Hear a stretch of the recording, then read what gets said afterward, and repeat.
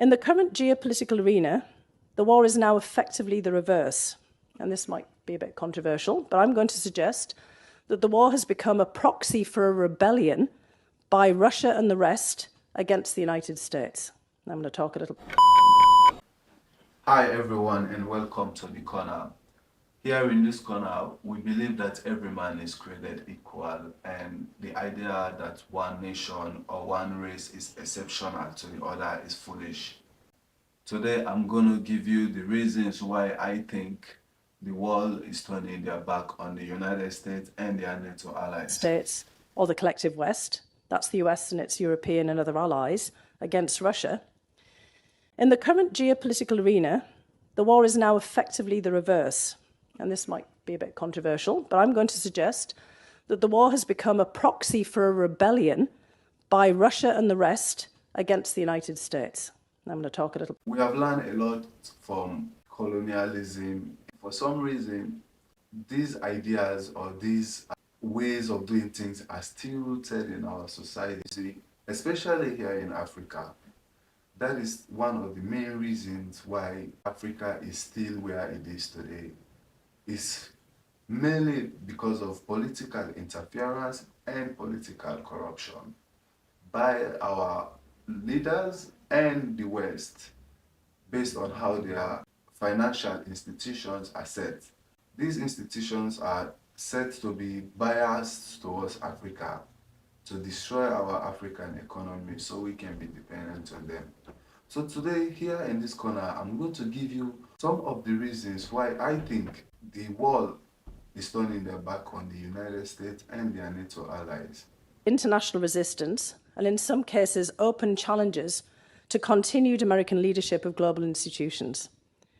It's not just Russia that seeks to push the United States to the sidelines in Europe, and China that wants to minimize and contain US military and economic presence in Asia, so both can secure their respective spheres of influence. But there's other countries that traditionally, from the European perspective, we've considered middle powers or swing states, the so-called rest of the world, that would also like to see the United States cut down to a different size in their neighbourhoods and exert more influence over global affairs. They want to decide, not be told what's in their interest.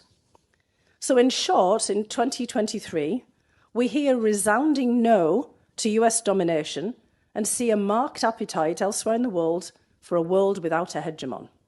America is a country that likes to interfere overseas.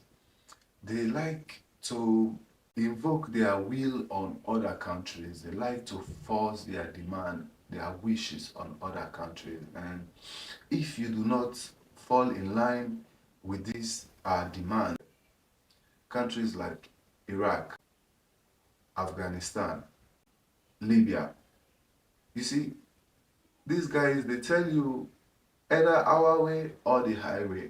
So you see, the world is waking up to this fact, and even some of their closest allies, the smaller closest allies, are starting to realize that they are being strong-armed in some of their agreements. You see, they use the idea of democracy to their advantage and install puppet rulers, especially here in Africa, at the detriment of millions of Africans. It is time for Africa to rise. It is time to wake up.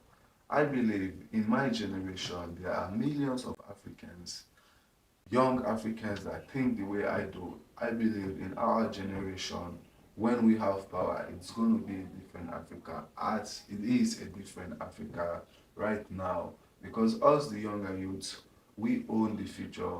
We hold the key to Africa. I love you and I believe in you.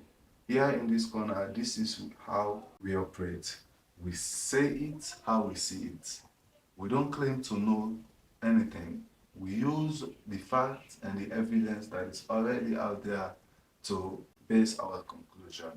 So feel free to leave your comments in the comment section below if you agree or disagree with anything I say. And if you support this channel, please don't forget to hit the thumbs up and subscribe button.